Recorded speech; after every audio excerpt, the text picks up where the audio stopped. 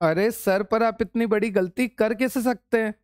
जब मैंने आपको बोला था कि मुझे किसी भी तरह की कोई भी इम्प्यूरिटी नहीं चाहिए मेरे फार्मास्यूटिकल सब्सटेंस में, मेरे फाइनल प्रोडक्ट में, मेरे डोजेस फॉर्म में। अब चाहे वो कोई सा भी डोजेस फॉर्म हो, चाहे वो सॉलिड हो, लिक्विड हो, सेमी सॉलिड हो, गैसियस हो, पेरेंट्रल हो, चाहे कोई सा भी डोजेस फॉर्म हो, जैसे कि ये कौन सा है, लिक्विड।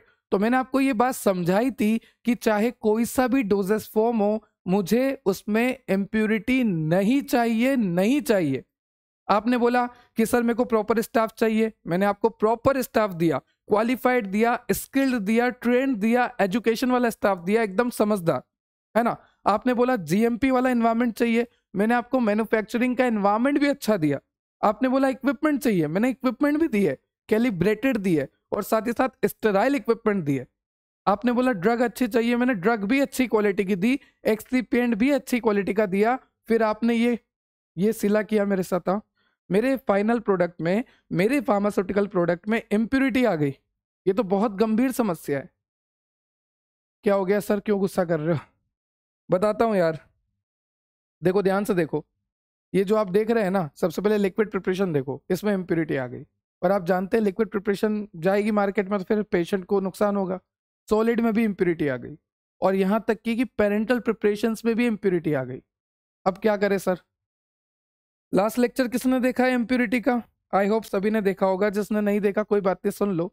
हमने लास्ट लेक्चर में ये देखा था कि इम्प्यूरिटी कई तरह से हो सकती है ना, और कई तरह से आ भी सकती है। इनऑर्गेनिक इम्प्यूरिटी होती है, ऑर्गेनिक इम्प्यूरिटी होती है, कई तरह की होती है, और कई तरह से इम्प्यूरिटी आ भी सकती है। तो लास्ट लेक्चर में हमने देखा था impurities in pharmaceutical substance, source of impurity and types of impurities. ठीक है। तो लास्ट लेक्चर में हमने ये देखा था कि अगर हमें कोई सा भी डोजेस फॉर्म बनाना है, जैसे मान लीजिए अगर हमें सॉलिड बनाना है, लिक्विड बनाना है, सेमी सॉलिड बनाना है, पेरेंटल बनाना है, गैसियस बनाना है, हमें कोई सा भी डोजेस फॉर्म बनाना है, तो हमें चाहिए ड्रग, और ड्रग के साथ हमें चाहिए एक्सिपिएंट। पता है ना, मैंने आपको बोला था ड्रग और एक्सिपिएंट चाहिए हमें। फिर मैंने आपको बोला था ड्रग जो होती है वो एक्टिव होती है, एक्सिपिएंट जो होते हैं वो इनएक्टिव होते हैं। और एक्सिपिएंट कई तरह से हो सकते हैं, जैसे बाइंडर, फिलर, और आप कह सकते हैं preservative, colouring agent, flavouring agent, sweetening agent, है ना। कई तरह से एक्सिपिएंट्स होते हैं जो कि ड्रग को स्टेबिलिटी को मेंटेन करते हैं, और ड्रग जो कि बॉडी में जाके एक्शन देता है। अब हम ये चाहते हैं कि हमारा जो डोजेस फॉर्म बने, चाहे वो लिक्विड हो, सॉलिड हो, सेमी सॉलिड हो, गैसियस हो, पेरेंट्रल हो, अगर मेरी कंपनी कोई भी डोजेस फॉर्म बना रही है तो मैं तो यही चाहूंगा ना कि मेरा जो डोज बने, मेरा जो डोजेस फॉर्म बने, उसमें किसी भी तरह की इम्प्यूरिटी ना हो। क्यों सर? अगर इम्प्यूरिटी हो गई तो क्या होगा? सपोज कि ये जो प्रिपरेशन थी इसमें इम्प्यूरिटी हो गई, ठीक है, और ये मार्केट में आ गई, मार्केट में आ गई। अब एक बात बताइए, क्या ये पेशेंट जब ये दवाई लेगा तो क्या ये पेशेंट सही रह पाएगा? नहीं रह पाएगा। क्यों? क्योंकि हमारी दवाई बिल्कुल भी सेफ नहीं है, क्योंकि इसमें आ गई है इम्प्यूरिटी। हमारी दवाई एफिकेसी वाली नहीं है, हमारी दवाई का एक्शन कम भी हो सकता है, खत्म भी हो सकता है, उल्टा बिगड़ भी सकता है, क्योंकि इम्प्यूरिटी आ गई। तो हमारी दवाई ना तो सेफ है, ना एफिकेसी वाली है, तो क्या ये पेशेंट को सही से डील करेगी? नहीं करेगी। तो इस कंडीशन में पेशेंट को कई तरह की प्रॉब्लम आ सकती है। सर किस तरह की प्रॉब्लम? अगर मान लीजिए इसमें इम्प्यूरिटी है, ध्यान से सुनना, और इस दवाई को मैं खुशी खुशी ले रहा हूं, मुझे तो पता ही नहीं है, इस दवाई को मैं खुशी खुशी पी रहा हूं, है ना, और मैंने इस दवाई को पी ली, तो उसके बाद क्या होगा? वो इम्प्यूरिटी मेरी बॉडी में जाएगी, और दवाई का जो एक्शन था वो तो पता नहीं आएगा नहीं आएगा, पर अलग अलग तरह की प्रॉब्लम आ सकती है मुझे। कई तरह के मुझे साइड इफेक्ट आ सकते हैं, एडवर्स इफेक्ट आ सकते हैं, टॉक्सिसिटी हो सकती है, लॉन्ग टर्म टॉक्सिसिटी हो सकती है, long term adverse drug reaction आ सकते हैं, नेफ्रोटॉक्सिसिटी, ऑर्गेनोटॉक्सिसिटी, कार्सिनोजन हो सकता है, ये म्यूटाजन हो सकता है, इसमें कई तरह की प्रॉब्लम आ सकती है। ये तो बहुत गंभीर समस्या है। इसीलिए तो मैं चिल्ला रहा था, इसलिए तो मैं कह रहा था कि जब मैंने आपको प्रॉपर एनवायरनमेंट दिया, जब मैंने आपको प्रॉपर सब कुछ दिया, तो फिर आपने ऐसा क्यों करा? सर अब क्या करें? सोचते हैं, एक काम करते हैं, लिमिट टेस्ट करते हैं। क्यों सर? लिमिट टेस्ट से क्या होगा? लिमिट टेस्ट से हम ये पता लगा सकते हैं कि हमारे जो फार्मास्यूटिकल सब्सटेंस है इसमें कौन सी इम्प्यूरिटी है और कितनी क्वांटिटी में है। कौन सी है और कितनी क्वांटिटी में है। अगर हमें पता करना है कि हमारा जो फार्मास्यूटिकल फॉर्मुलेशन है, हमारा जो डोजेस फॉर्म है, हमारा जो फार्मास्यूटिकल सब्सटेंस है, इसमें कौन सी इम्प्योरिटी है और कितने तरह की इम्प्योरिटी है और वी कैन से कितनी क्वांटिटी में इम्प्योरिटी है, तो उसके लिए हमें करना पड़ता है लिमिट टेस्ट। ठीक है सर, लिमिट टेस्ट करते हैं, जैसा आप बोलते हो वैसा करते हैं। चलो, तो हमें पता लग गया कि अब तो दिक्कत हो गई, क्योंकि हमारी कंपनी ने गलत ड्रग बना दी, गलत डोजेस फॉर्म बना दिया, इम्प्योरिटी वाला बना दिया। तो हमें क्या करना पड़ेगा, हमें चेक करना पड़ेगा कि हमारा ये जो फॉर्मुलेशन है इसमें कौन सी इम्प्योरिटी है, इम्प्योरिटी है या नहीं। अगर है तो कौन सी है, और अगर है तो कितनी क्वांटिटी में। आई रिपीट, है या नहीं, है तो कौन सी है, और अगर है तो कितनी क्वांटिटी में है। कई तरह की इम्प्योरिटी हो सकती है, जैसे क्लोराइड की इम्प्योरिटी, सल्फेट की इम्प्योरिटी, हैवी मेटल की इम्प्योरिटी, आर्सेनिक की इम्प्योरिटी, कई तरह की इम्प्योरिटी इसके अंदर हो सकती है। चलिए सर, ठीक है, आपने बोल दिया, हमने मान लिया। अगर मान लीजिए ये कोई आपका डोजेस फॉर्म है, इसमें हमें इम्प्योरिटी चेक करनी है, तो हमें क्या करना पड़ेगा, लिमिट टेस्ट चेक करना पड़ेगा, लिमिट टेस्ट को परफॉर्म करना पड़ेगा। तो आप देख सकते हैं लिमिट टेस्ट क्या होता है, इट इज अ क्वांटिटेटिव और we can say semi quantitative test. तो सबसे पहले लिमिट टेस्ट की डेफिनेशन क्या हो गई, इट इज अ क्वांटिटेटिव और सेमी क्वांटिटेटिव टेस्ट। क्यों करते हैं लिमिट टेस्ट, ताकि हम हमारे फार्मास्यूटिकल फॉर्मुलेशन में, हमारे फार्मास्यूटिकल प्रोडक्ट में, हमारे फाइनल प्रोडक्ट में, और वी कैन से हमारे डोजेस फॉर्म में इम्प्योरिटी का पता लगा सके कि इम्प्योरिटी है या नहीं, और अगर है तो कौन सी है। ठीक है, देखो लिमिट टेस्ट को क्यों डिजाइन करा गया, लिमिट टेस्ट को इसलिए डिजाइन करा गया, इसलिए बनाया गया ताकि हम पता कर सकें कि कौन सी इम्प्योरिटी है, और जब पता हो जाएगी कि कौन सी इम्प्योरिटी है तो उसे कंट्रोल भी कर सके। ठीक है, जैसे मान लीजिए क्लोराइड की थोड़ी बहुत इम्प्योरिटी है तो उसको निकाल दी, आर्सेनिक की इम्प्योरिटी है तो उसको हटा दी, हैवी मेटल की कोई इम्प्योरिटी है तो उसको हटा दी। तो आइडेंटिफिकेशन करना, साथ ही साथ कंट्रोल करना, उसे कहते हैं हम लिमिट टेस्ट। तो लिमिट टेस्ट क्यों डिजाइन करा गया, ताकि हम हमारे फार्मास्यूटिकल फॉर्मुलेशन में, हमारे फाइनल प्रोडक्ट में इम्प्योरिटी का पता लगा सके, उस इम्प्योरिटी को कंट्रोल कर सकें, इसलिए हमने डिजाइन किया है लिमिट टेस्ट। ठीक है, ठीक है सर, ये टॉपिक आपको B pharmacy first semester pharmaceutical inorganic chemistry unit number 1 lecture number 3 है।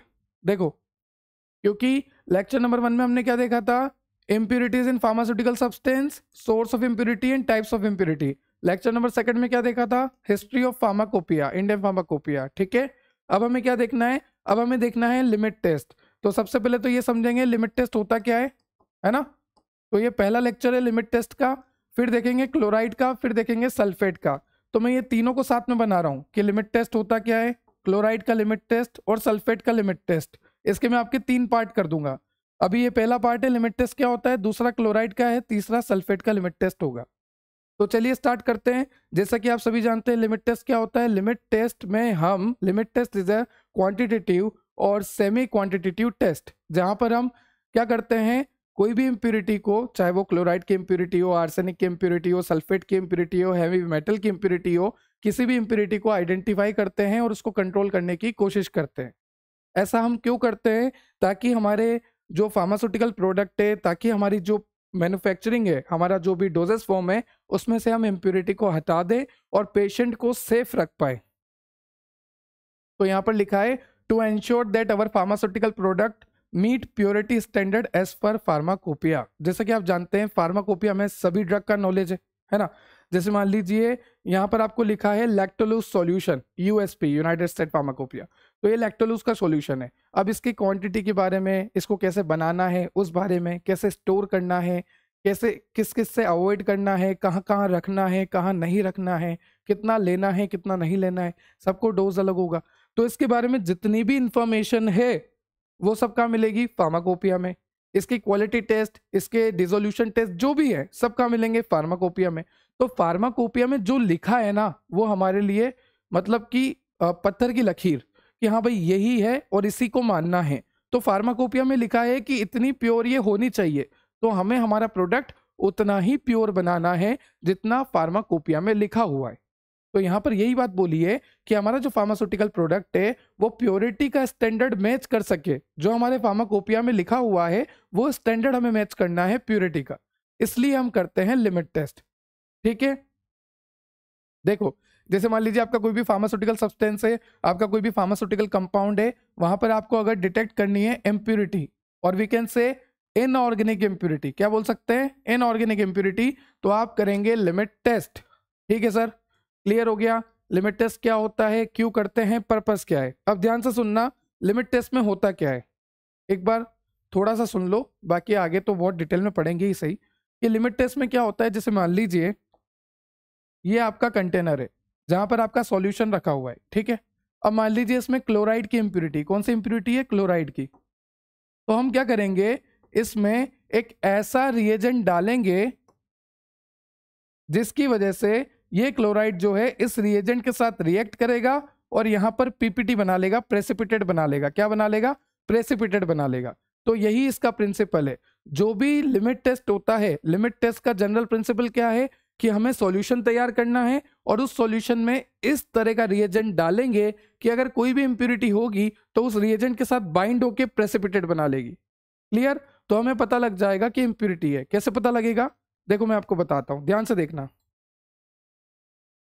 आप देख सकते हैं एक तरफ, आप देख सकते हैं बिल्कुल क्लीन है, ये बिल्कुल क्लीन, यहाँ पे कोई भी किसी भी तरह की इंप्यूरिटी नहीं है। पर जब मैंने रिएजेंट डाला तो मुझे पता लगा कि इंप्यूरिटी है। कैसे पता लगा, आप देख सकते हैं ये टर्बिड है, धुंधला है। तो आप देख सकते हैं जब धुंधलापन आ गया तो मुझे क्या पता लगा कि इंप्यूरिटी है। और अगर मेरे रिएजेंट डालने के बाद भी कोई भी धुंधलापन नहीं आया, कोई भी प्रेसिपिटेट नहीं बना, तो कोई भी इंप्यूरिटी थी ही नहीं। और अगर प्रेसिपिटेट बन गया मतलब इंप्यूरिटी थी, धुंधलापन आ गया, टर्बिडिटी आ गई, मतलब इंप्यूरिटी थी। क्लियर, तो ये था आपका लिमिट टेस्ट। आई होप आपको लेक्चर क्लियर हुआ होगा। अब मिलते हैं नेक्स्ट लेक्चर में। फटाफट आ जाओ, क्लोराइड का लिमिट टेस्ट पढ़ाता हूँ। आपको दिख रही होगी ना प्लेलिस्ट, फटाफट क्लिक करो और आ जाओ।